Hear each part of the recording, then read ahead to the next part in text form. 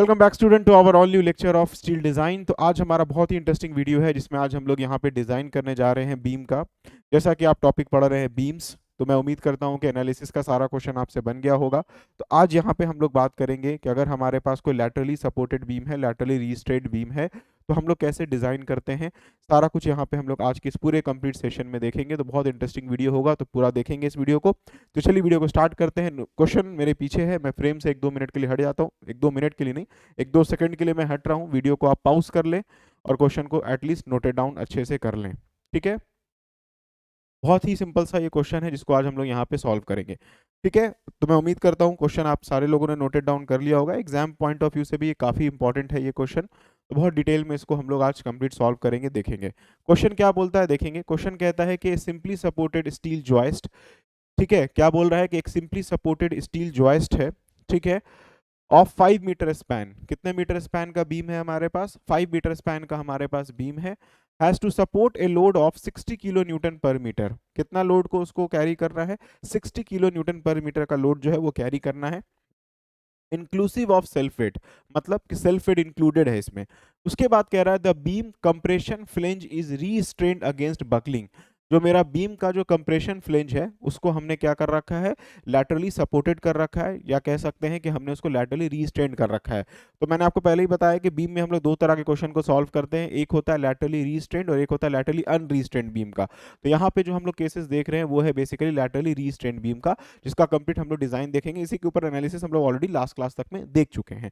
उसके बाद क्या कहता है कि design N appropriate section using steel of grade Fe 410। तो कह रहा है कि आप इस पर्टिकुलर बीम को डिजाइन कीजिए, जिसमें कुछ भी नहीं बोल रहा है कि जो मेरा बीम हो, जो मेरा बीम एक्चुअली में होगा वो किस टाइप का बीम होगा, मींस कौन सा रोल्ड सेक्शन हम लोग लेंगे, ऐसा कुछ भी मेंशन नहीं है।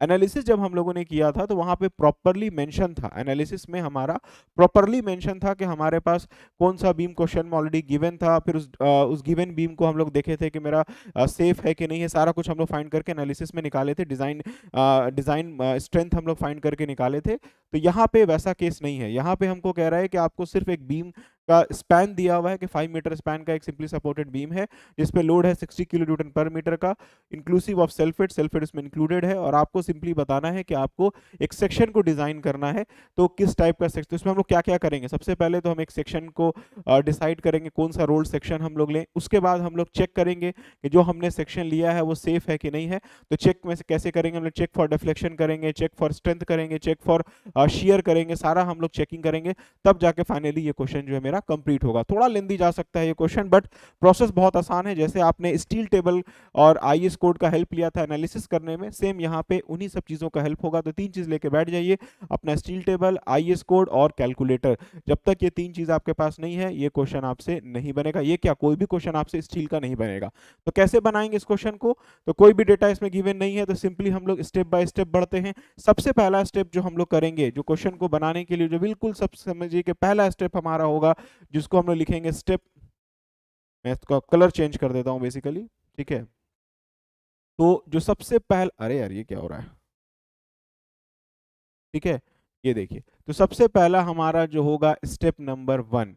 स्टेप नंबर 1 में सबसे पहले हम लोग क्या फाइंड करेंगे? स्टेप नंबर 1 में सबसे पहला काम हमको ये करना होगा, या आप ऐसे भी कर सकते थे, गिवन डेटा में हमारे पास कुछ भी नहीं, इसलिए मैं यहाँ लिख नहीं रहा हूँ गिवन डेटा। गिवन डेटा में एक तो मेरे पास सिर्फ स्पैन है और कितना लोड जो कैरी कर रहा है अभी मेरे पास सिर्फ वो दिया हुआ है। तो यहाँ पे गिवन डेटा लिखने की जरूरत नहीं है, अगर आप चाहें तो लिख सकते हैं। स्टेप नंबर 1 जो हमारा होगा, जब भी डिजाइन का क्वेश्चन है, तो बोल रहा है क्या कि एक सिंपली सपोर्टेड है। जो बीम मेरा कैसा है देखिए, बोल रहा है ए सिंपली सपोर्टेड स्टील जॉइस्ट है, सिंपली सपोर्टेड बीम है, 5 मीटर लेंथ है और उस पर 60 किलो न्यूटन पर मीटर का यूडीएल जो है वो एक्ट कर रहा है। तो सबसे पहले हम क्या फाइंड करेंगे? सबसे पहले हम फाइंड करेंगे अपना मोमेंट, मतलब कि ये जो मेरा एक्सटर्नल लोड लग रहा है इसकी वजह से कितना मोमेंट बॉडी में इंड्यूस हो रहा है, मींस बीम में कितना मोमेंट आ रहा है। ये एक्सटर्नल लोड है, जब ये लोड एक्ट करेगा तो बहुत प्रैक्टिकल सी बात है कि बीम में क्या आएगा, मोमेंट क्रिएट होगा। तो कितना मोमेंट आएगा पहले हम लोग यहाँ पे वो फाइंड करके निकालेंगे। तो स्टेप नंबर 1 हमारा होगा बहुत ही सिंपल, जहां पे हम लिखेंगे टू फाइंड फैक्टर्ड मोमेंट। सबसे पहले हम लोग लिखेंगे स्टेप नंबर 1 में to find factored moment. Factored moment हम क्यों लिख रहे हैं? क्योंकि यहाँ पे जो लोड है ये सर्विस लोड गिवन है। अगर ये फैक्टर्ड लोड होता तो यहाँ पे मेंशन होता कि लोड मेरा फैक्टर्ड है या अल्टीमेट लोड गिवन है, ऐसा कोई भी शब्द यहाँ पे यूज नहीं किया है। तो मान लेंगे क्या कि ये हमारा बीम जो है वो सर्विस लोड गिवन है। जब भी सर्विस लोड होता है तो हम लोग जानते हैं लिमिट स्टेट मेथड में क्या करते हैं, हम लोग लोड फैक्टर से मल्टीप्लाई करके हम लोग अल्टीमेट लोड फाइंड करते हैं। जब अल्टीमेट लोड फाइंड होगा उससे फिर हमारा अल्टीमेट मोमेंट फाइंड होके आ जाएगा, जो आप आरसीसी में करते हैं मोरलेस। अगर आपने आरसीसी पढ़ा होगा तो आपको एक आइडिया होगा, वही चीज यहाँ पे कर रहे हैं। अगर नहीं भी आइडिया तो समझ जाएंगे कि जब भी इस क्वेश्चन के आगे सर्विस, अगर आपको इस टाइप का वर्ड नहीं यूज है कि फैक्टर्ड लोड गिवन है, अल्टीमेट लोड गिवन है, तो आपको करना क्या होगा, फैक्टर्ड लोड फाइंड करना होगा। फैक्टर्ड लोड जब आपका फाइंड हो जाएगा तब फिर आप फैक्टर्ड लोड को यूज करके अपना फैक्टर्ड मोमेंट फाइंड करेंगे। तो यहाँ पे इसलिए मैंने शुरू में लिख दिया टू फाइंड फैक्टर्ड मोमेंट। अब फैक्टर्ड मोमेंट को कैसे फाइंड करेंगे, तो फैक्टर्ड मोमेंट को फाइंड करने के लिए जो पहला स्टेप होगा वो होगा हमारा क्या, टू फाइंड फैक्टर्ड लोड। ठीक है, सबसे पहले हम क्या करेंगे, फैक्टर्ड लोड फाइंड करेंगे। और फैक्टर्ड लोड हमारा कैसे निकलेगा, फैक्टर्ड लोड को अगर अपन डब्ल्यू से इंडिकेट कर रहे हैं तो कैसे निकालेंगे, तो फैक्टर्ड लोड कैसे निकलता है मेरा, बहुत सिंपल है निकालने का तरीका। जो हम लोग लेते हैं लोड फैक्टर, है ना, load factor into service load, ये जनरलाइज फॉर्मूला हमारे पास होता है। Load factor into service load, ये मेरा जनरलाइज फॉर्मूला है। तो लोड फैक्टर हमारा कितना है, यहाँ पे कितना लेते हैं, 1.5 लेते हैं। और सर्विस लोड मेरे पास कितना दिया हुआ है, 60। सॉल्व करेंगे तो वैल्यू आ जाएगी 90 किलो न्यूटन पर मीटर की। तो मैं आशा करता हूं सभी लोग को समझ में आ गया होगा कैसे हम लोगों ने फैक्टर्ड लोड निकाला। नाउ जब मेरा फैक्टर्ड लोड निकल गया तब इसमें हम स्टेप नंबर 2 करेंगे, जिसमें हम लोग फाइंड करेंगे अपना क्या, फैक्टर्ड मोमेंट फाइंड करेंगे। ठीक है, हम लोग क्या फाइंड करेंगे बच्चों, फैक्टर्ड मोमेंट फाइंड करेंगे, है ना। और फैक्टर्ड मोमेंट हमारा क्या होगा, एफ ए है ये। फैक्टर्ड मोमेंट क्या होगा हमारा, इसको हम एम सफिक्स यू भी कह सकते हैं या एम भी कह सकते हैं, ऑलरेडी डिफाइंड है कि फैक्टर्ड मोमेंट निकाल रहे हैं।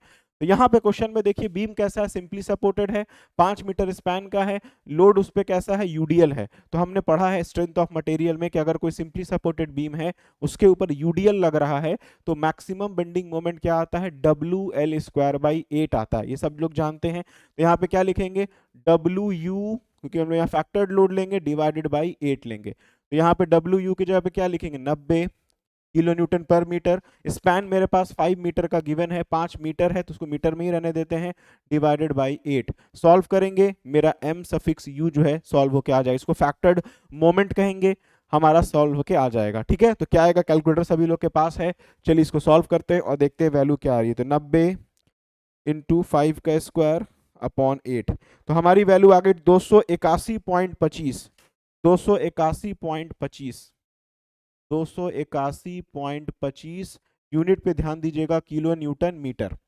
ये किलो न्यूटन मीटर हमारा जो है फैक्टर्ड मोमेंट की वैल्यू निकल के आ गई।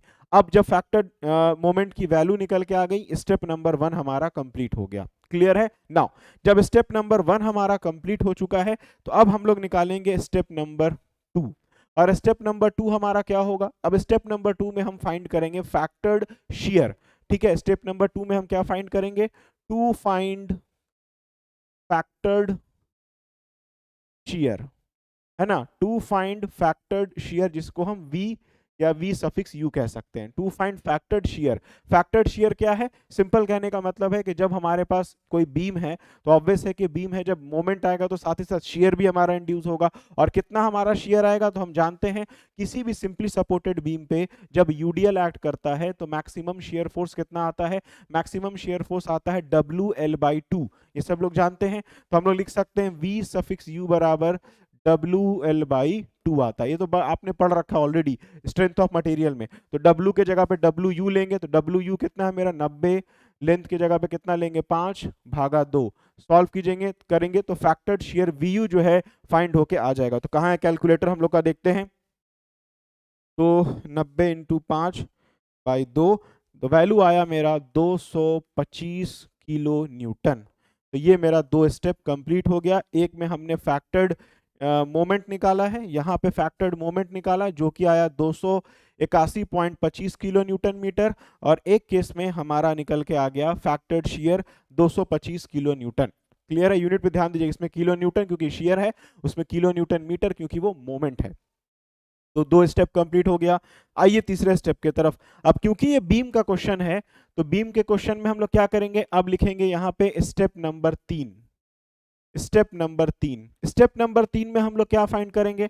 जैसे एनालिसिस का जब ये क्वेश्चन होता है तो हम लोग जानते हैं कि हमको क्या फाइंड करना होता है, plastic section modulus. Section modulus हम लोग प्लास्टिक सेक्शन मॉडुलस फाइंड करते हैं और उससे फिर हम लोग आईएस कोड का हेल्प लेके सेक्शन देखते थे। ठीक है, यहाँ पे क्योंकि मेरे पास सेक्शन गिवन नहीं है तो हमको ये नहीं पता है कि गिवन सेक्शन का प्लास्टिक सेक्शन मॉडुलस क्या होगा। कहने का मतलब है जब एनालिसिस का आप क्वेश्चन बना रहे थे तो वहां पे आप क्या करते थे, बीम का ऑलरेडी आपको जो है कौन सा रोल्ड सेक्शन यूज हुआ है वो गिवन रहता था और वहां से फिर उस सेक्शन को यूज करके आप सेक्शन मॉडुलस क्या होगा, प्लास्टिक सेक्शन मॉडुलस क्या होगा, वो आप आईएस कोड से देख के लिख लेते थे। लेकिन यहाँ तो हमको पता नहीं है कि हमारा सेक्शन, क्योंकि हमको सेक्शन ही नहीं पता है कौन सा सेक्शन है। तो वैसे केस में हम लोग क्या करेंगे, सबसे पहले स्टेप नंबर 3 में हेडिंग लिखेंगे, इसमें लिखेंगे हम लोग यहाँ पे to find plastic section modulus, to find plastic section modulus, ये याद रखिएगा। ठीक है, to find plastic section modulus, ये हम लोग फाइंड करके निकालेंगे। कैसे लिखेंगे इसको, यहाँ पे ZP रिक्वायर्ड। ये ZP रिक्वायर्ड कहने का मतलब क्या हो जाएगा, कितना लोड हमारा है, सॉरी कितना मोमेंट हमारा है, उसके वजह से हम लोग जो सेक्शन आगे लेंगे उसका क्या होना चाहिए, मिनिमम मिनिमम क्या सेक्शन प्लास्टिक सेक्शन मॉडुलस होना चाहिए, वो यहाँ पे हम निकाल के देख रहे हैं। इसलिए मैंने लिखा ZP रिक्वायर्ड और इसका फॉर्मूला क्या होता है, बहुत सिंपल है, आप जानते हैं। ZP रिक्वायर्ड का फॉर्मूला होगा mu इंटू क्या हो जाएगा, gamma m0 upon FY। Simple सा फॉर्मूला है, हम लोग जानते हैं। वेयर mu क्या हो जाएगा, जो आपने फैक्टर्ड मोमेंट निकाला है जिसकी मान्य कितनी है आपकी 281.25, जिसकी मान्य है 281.25 किलो न्यूटन मीटर है, तो उसको हम लोग कन्वर्ट कर देते हैं किस में, न्यूटन mm में, 10 to the power 6 into gamma m0 कितना लेते हैं हम लोग एज पर IS 800 2007 1.1 लेते हैं हम लोग यहाँ पे, तो ये हो जाएगा 1.1 डिवाइडेड बाई FY क्या होगा, यील्ड, तो Fe 410 का हम लोग क्या ले लेंगे 250 न्यूटन पर mm स्क्वायर।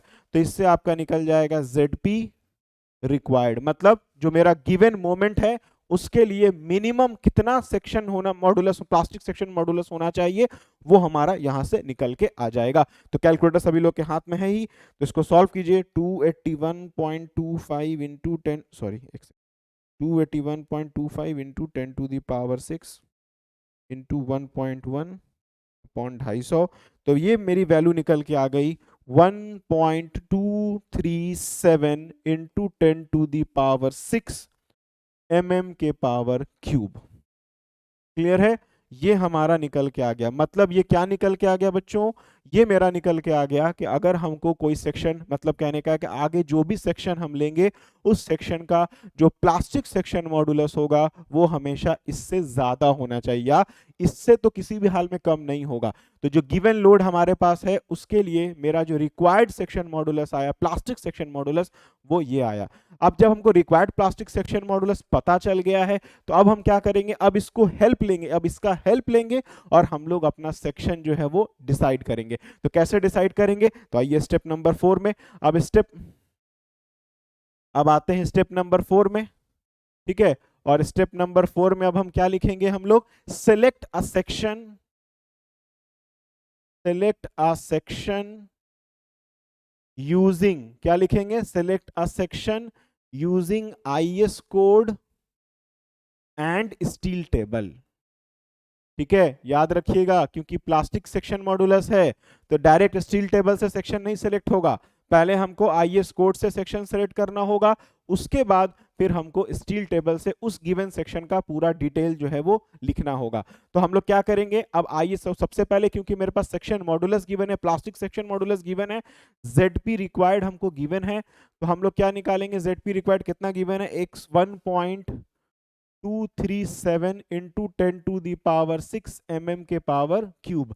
ये हमको प्लास्टिक सेक्शन मॉडुलस जो है वो गिवन, मतलब फाइंड करके हमने निकाला है।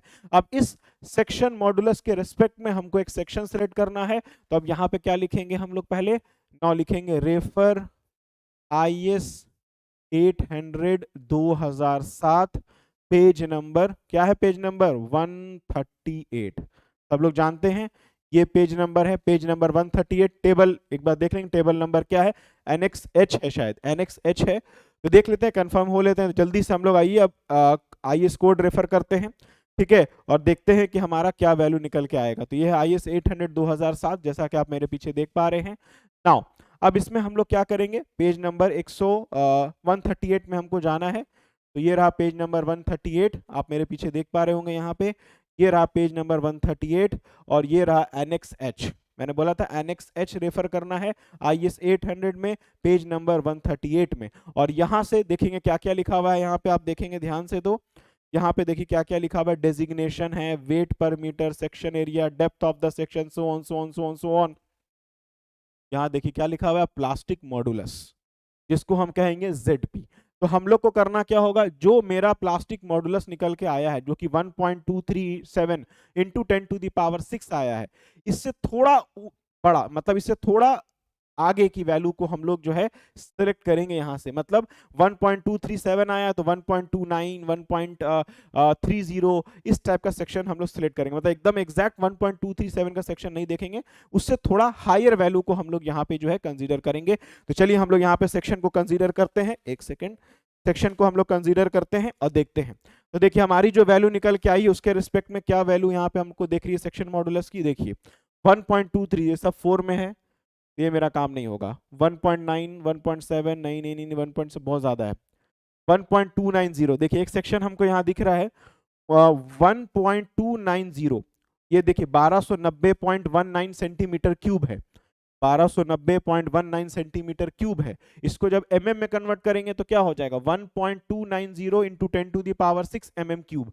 तो 1290 जो है, और मेरा रिक्वायरमेंट कितना है 1.23, 1290 इसके और नजदीक है तो एक 1268 भी है। तो देखिए ये डिजाइन है बच्चों, डिजाइन में हर का डेटा अलग हो सकता है।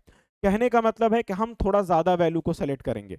अगर आप बोलेंगे नहीं सर हम जो है जितना मेरा आया उससे बिल्कुल थोड़ा ऊपर बढ़ेंगे, तो आप बढ़ सकते हैं, लेकिन कोशिश करना थोड़ा एक्सट्रीम करना है, एकदम आगे नहीं बढ़ जाना है। अब 1.23 का मतलब ये नहीं कि 2 पॉइंट समथिंग सेक्शन ढूंढने लगेंगे आप। तो यहाँ पे मेरे हिसाब से 1.290 वाला सेक्शन जो उसको हम सेलेक्ट कर रहे हैं, और भी नीचे आप जाएंगे तो एक 1.268 वाला भी सेक्शन है। तो आप जो भी सेक्शन आपको सुटेबल है आप ले सकते हैं, आप चेक कर सकते हैं कि आपका डिजाइन सेफ है कि नहीं है। तो हम यहाँ पे क्या कर रहे हैं, कौन सा सेक्शन ले रहे हैं देखिएगा आप यहाँ पे। तो यहाँ पे देखिए एक सेक्शन है प्लास्टिक सेक्शन मॉडुलस में, कहाँ गया, हाँ ये देखिए 1290.90, 1290.90 ये हम सेक्शन जो है ले रहे हैं। और ये कौन सा सेक्शन है देखिए, और ये कौन सा सेक्शन है देखिए, अच्छा नीचे चले गए, ये देखिए ये कौन सा सेक्शन है, ये है ISW 400। ये सेक्शन कौन सा है, ISW 400। तो ISW मतलब इंडियन स्टैंडर्ड वेटेड बीम 400 का प्लास्टिक सेक्शन मॉडुलस है 1290.19 सेंटीमीटर क्यूब, जिसको mm में कन्वर्ट करेंगे तो 1.290 इंटू 10⁶ mm क्यूब हो जाएगा। तो हम लोग अभी ये सेक्शन लेते हैं। बहुत से बच्चे बोलेंगे नहीं हम सर 1268 वाला लेंगे, तो ये कौन सा सेक्शन हो जाएगा, ISHB 350। तो ये बाबू डिजाइन है, हर का आंसर वेरी करेगा, आप ले सकते हैं 1268 भी ले सकते हैं। आप एक बार चेक कर लीजिए, अगर आपका डिजाइन सेफ है तो सेफ है। इसमें कोई हार्ड एंड टफ नहीं है कि जो हम बोलेंगे वही सेक्शन आपको लेना है। स्टील में बहुत फ्लेक्सिबिलिटी होती है, आप अपने हिसाब से सेक्शन ले लीजिए। अगर वो लास्ट में जाके सेफ हो जाएगा, वो मैं आपको बताऊंगा चेक करने का तरीका, कैसे हम लोग मानेंगे मेरा सेक्शन सेफ है कि नहीं है। अगर आपका 1268 लेके सेक्शन सेफ होता है तो सेफ है, वही सेक्शन है, और अच्छा है मेरा और इकोनॉमिकल सेक्शन हो जाएगा। ठीक है चलिए, तो ये हम सेक्शन अभी लेते हैं इंडियन स्टैंडर्ड वेटेड बीम। ठीक है, तो ISWB 400 हम लोग ले रहे हैं, तो यहाँ पे हम लिख देते हैं, यहाँ पे कौन सा सेक्शन हम लोग ले रहे हैं, हम लोग ले रहे हैं यहाँ पे ISWB 400, है ना। ये हम लोग सेक्शन जो है कंसीडर कर रहे हैं। जिस सेक्शन मॉडुलस का, जिस पर्टिकुलर सेक्शन का section modulus that is ZP कितना है मेरा, ZP है 1.290, 1.290 इंटू 10⁶ mm के पावर क्यूब। तो ये सेक्शन बच्चों हमने सेलेक्ट किया करस्पॉन्डिंग टू जो हमारा सेक्शन मॉडुलस रिक्वायर्ड था, उसके रेस्पेक्ट में हमने जो है इस पर्टिकुलर सेक्शन को जो है सेलेक्ट किया। क्लियर है। इसका वेट भी आप चाहें तो लिख सकते हैं, ISWB 400 का वेट सब हम लोग देख सकते हैं। इसका वेट कितना है, ISW 66.7 है, kg पर मीटर में है। तो इसको हम लोग IS कोड से देख लेते हैं, सॉरी स्टील टेबल से देख लेंगे इसका एक्चुअल डिजिग्नेशन। तो ये भी हम लोग इसका सारा डिटेल नहीं लिखे हैं, याद रखेंगे सेक्शन मेरा कौन सा सेलेक्ट होगा depending on plastic section modulus, वो हमको पता चल गया। अब इस सेक्शन की सारी प्रॉपर्टी, इसका वेट, इसका थिकनेस, सब कुछ हम लोग जो है अब स्टील टेबल से लेंगे। तो जब आपने यहां सेक्शन लिख दिया, अब इसके नीचे लिखेंगे कि now refer steel table, now refer steel table for more detail, for more detail. अब हम क्या करते हैं बच्चों, अब हम स्टील टेबल रेफर करते हैं और ये सेक्शन ढूंढते हैं कहाँ पे है, और वहां से और डिटेल जो इस सेक्शन का है वो हम लोग लिखेंगे। तो स्टील टेबल सब लोग के पास होगा, मैं आशा करता हूँ। ये रहा मेरा स्टील टेबल, आपके पास भी ये स्टील टेबल हम समझते हैं कि होगा ही होगा। चलिए अब स्टील टेबल में ढूंढिए ISWB कहाँ पे होगा। तो ये ऑब्वियस सी बात है कि रोल्ड स्टील बीम में होगा, page number 12, page number 12। ISWB 400 ढूंढिए किसमें है, ISWB 400, ISWB 400 पेज नंबर 14 में है ISWB। तो अब इसमें हम लोग यहाँ पे लिखते हैं हमारा जो आया है सेक्शन के बारे में, तो हम लोग लिख रहे हैं कौन सा सेक्शन हमने लिया, ISWB 400 at the rate 654.3 Newton, जो इसका वेट हमने लिख दिया। नाउ इसके बाद इसकी क्या क्या प्रॉपर्टी हमको लिखनी है, आपको पता है, आपने एनालिसिस में भी लिखा है। पहले तो इसका हाइट लिखना है जो कि है 400 mm, ये लिखना है आपने। देन आफ्टर दैट ठीक है 400 आपने लिख दिया। इसके बाद आपको लिखना है इसका, है ना, ठीक है। इसके बाद आपको लिखना है width of the flange, width of the flange आपको लिखना है, that is B suffix F आपको लिखना है। विड्थ ऑफ द फ्लेंज कितना है ISWB 400 का, 400 का 200, विड्थ ऑफ द फ्लेंज है कितना, 200, ठीक है। इसके बाद उसके बाद हमारा है thickness of flange TF, thickness of flange TF कितना है, TF कितना है देख लेते हैं। थिकनेस ऑफ फ्लेंज TF है 13 mm, 13 mm, यूनिट लिखना नहीं भूलिएगा, ये भी mm है, ठीक है, 13 mm। इसके बाद हम लोग क्या लिखेंगे, थिकनेस ऑफ फ्लेंज भी हो गया। देन लिखेंगे thickness of web, thickness of web लिखेंगे TW, thickness of web TW लिखेंगे कितना, 8.6, ठीक है, 8.6 mm। जो जो वैल्यू है बस लिखते जाएंगे। देखिए हमने हाइट लिख दिया, विड्थ लिख दिया, थिकनेस ऑफ फ्लेंज लिख दिया, हमने थिकनेस ऑफ वेब लिख दिया। अब इसके बाद नेक्स्ट पेज में आते हैं जहां से हमको दो वैल्यू चाहिए, इलास्टिक सेक्शन मॉडुलस और हमको चाहिए रेडियस एट द रूट। अब पेज नंबर 15 फिर ढूंढिए कहाँ पे है मेरा ISWB 400, ये मिल गया हमको। अब इससे हम लोग क्या लिखते हैं, सबसे पहले अब हम लोग यहाँ पे लिखते हैं इसका plastic section modulus, elastic section modulus ZE, जो कि ZXX होगा, और वो कितना होगा ISWB 400 का 1.117, 1.171 into 10 to the power 6 mm के पावर क्यूब। और एक और देखना होता है क्या हमको, radius at root R1, radius at root R1 क्या है, रेडियस एट रूट R1 है मेरा जो कि है 13 mm, 13 mm है ना, हाँ 13 mm। ये हमने बच्चों सारी वैल्यू लिख दी, इसका जो सेक्शन हमने लिया उसकी सारी प्रॉपर्टी यहाँ पे हमने जो है लिख दी। एक बार क्रॉस चेक कर लीजिए, कोई डेटा अगर आपको लग रहा है कि मिसिंग है तो आप बता सकते हैं, ठीक है। ये हो गया इस सेक्शन का section mod, plastic section modulus, और ये हो गया इस पूरे सेक्शन का डिटेल। अब हमको करना क्या है आगे, अब हमको करना बेसिकली ये है कि ये जो सेक्शन हमने लिया है, क्या ये सेक्शन मेरा सेफ है कि सेफ नहीं है, अब हम लोग आगे चेक करेंगे। मींस अब हम लोग डिफरेंट डिफरेंट वैल्यूज को फाइंड करके निकालेंगे, मतलब कहने का है। तो सबसे पहले अब हमको क्या फाइंड करना है कि ये मेरा जो सेक्शन है ये किस क्लास का सेक्शन है, क्लास 1 का सेक्शन है, क्लास 2 सेक्शन है, या क्लास 3 सेक्शन है। पहले तो वो पता करना होगा। जब हमको पता चल जाएगा मेरा किस क्लास का सेक्शन है, मतलब प्लास्टिक सेक्शन है, कॉम्पैक्ट सेक्शन है कि सेमी कॉम्पैक्ट सेक्शन है, जब हमको पता चल जाएगा तो फिर हम आगे स्विच करेंगे और क्या फाइंड करेंगे, अपना हम लोग डिजाइन स्ट्रेंथ फाइंड करेंगे, फिर चेक फॉर शेयर करेंगे, फिर देखेंगे मेरा सेक्शन जो है वो सेफ है कि नहीं है। तो आइए हम लोग आगे स्टेप में जाते हैं और अब आते हैं स्टेप नंबर 5 में। और स्टेप नंबर 5 हमारा क्या होगा, स्टेप नंबर 5 में हम लोग क्या करेंगे, to find type of section, to find type of section. Type of section कह सकते हैं या हम लोग कह सकते हैं क्लासिफिकेशन ऑफ सेक्शन हम कर रहे हैं कि मेरा जो सेक्शन है वो किस क्लासिफिकेशन में है, वो हम लोग फाइंड करके निकाल रहे हैं। क्लियर है? तो कैसे फाइंड होगा देखिए, तो क्लासिफिकेशन ऑफ सेक्शन के लिए सबसे पहले चीज हम क्या निकालते हैं, सबसे पहले हम लोग निकालते हैं क्या, विड्थ ऑफ, या कह सकते outstand flange, outstand flange width निकालते हैं, आउटस्टैंड फ्लेंज विड्थ निकालते हैं, जिसको हम किससे इंडिकेट करते हैं, स्मॉल बी से।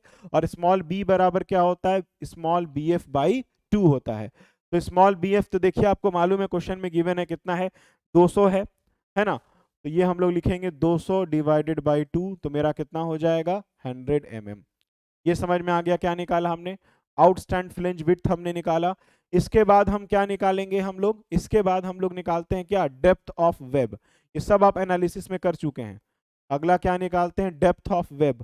तो डेप्थ ऑफ वेब क्या निकलेगा हमारा, स्मॉल डी या स्मॉल डी डब्ल्यू बराबर हम कैसे निकालते हैं, एच माइनस, क्या निकालते हैं, फॉर्मूला सब हम लोग देख चुके हैं, H minus 2 T suffix F plus R1।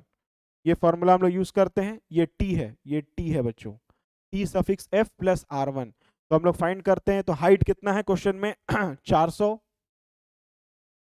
ये हो गया 400 minus 2 times thickness of flange, thickness of flange कितना है मेरे पास 13 mm, थिकनेस ऑफ फ्लेंज है मेरे पास 13 mm, plus plus R1, R1 मेरे पास कितना है, देखिए R1 मेरे पास कितना है, रेडियस एट द रूट कितना है 13 mm। ठीक है, अब सॉल्व कीजिए और डेप्थ ऑफ वेब आपको सॉल्व होके आ जाएगा। कैलकुलेटर सभी लोग के पास होगा, मैं आशा करता हूं। ठीक है, 400 टाइम 348 mm, 348 mm। तो ये आपका क्या निकल के आ गया बच्चों, ये आपका निकल के आ गया डेप्थ ऑफ द फ्लेंज, और ये क्या निकल के आ गया आपको, ये निकल के आ गया आउटस्टैंड विड्थ। अब इन दोनों वैल्यूज को हम लोग यूज करके क्या फाइंड करेंगे कि मेरा जो सेक्शन है वो किस टाइप का है। क्लियर समझ में आ रहा है? अब सेक्शन किस टाइप का है इसको फाइंड करने के लिए क्या करना होगा, और दो वैल्यू जो है वो फाइंड करके निकालेंगे हम लोग। आइए हम लोग फाइंड करके निकालते, तो ये समझ में आ गया, outstand flange depth of web हमारा निकल गया। अब टाइप ऑफ सेक्शन पता करने के लिए अब हमको क्या करना होगा, यहाँ पे करेंगे सबसे पहले क्या, किस टाइप का सेक्शन है उसको पता करने के लिए हमको दो वैल्यू, या कह सकते हैं एक मेजर वैल्यू है जो निकालना होता है, और वो वैल्यू हमारा क्या है, B upon T suffix F का रेशियो हम लोग फाइंड करते हैं। और इससे हम लोग देखते हैं आईएस कोड के हेल्प से कि हमारा वैल्यू से, तो बी अपॉन टी एफ का वैल्यू क्या होगा, तो बी हमारा है कितना 100 mm divided by T F कितना है आपका 13 mm। तो अब इसको हम लोग करते हैं इसका रेशियो, तो 100 अपॉन 13 करेंगे, तो मेरा वैल्यू क्या आया 7.69।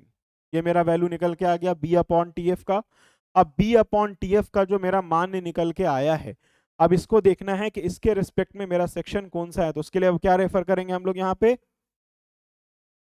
अब हम रेफर करेंगे अपना क्या, IS 800 2007, और पेज नंबर क्या है, पेज नंबर हमारा है 18, है ना। पेज नंबर हम लोग क्या रेफर करेंगे 18, और यहां से हमको पता चलेगा कि मेरा सेक्शन क्या है।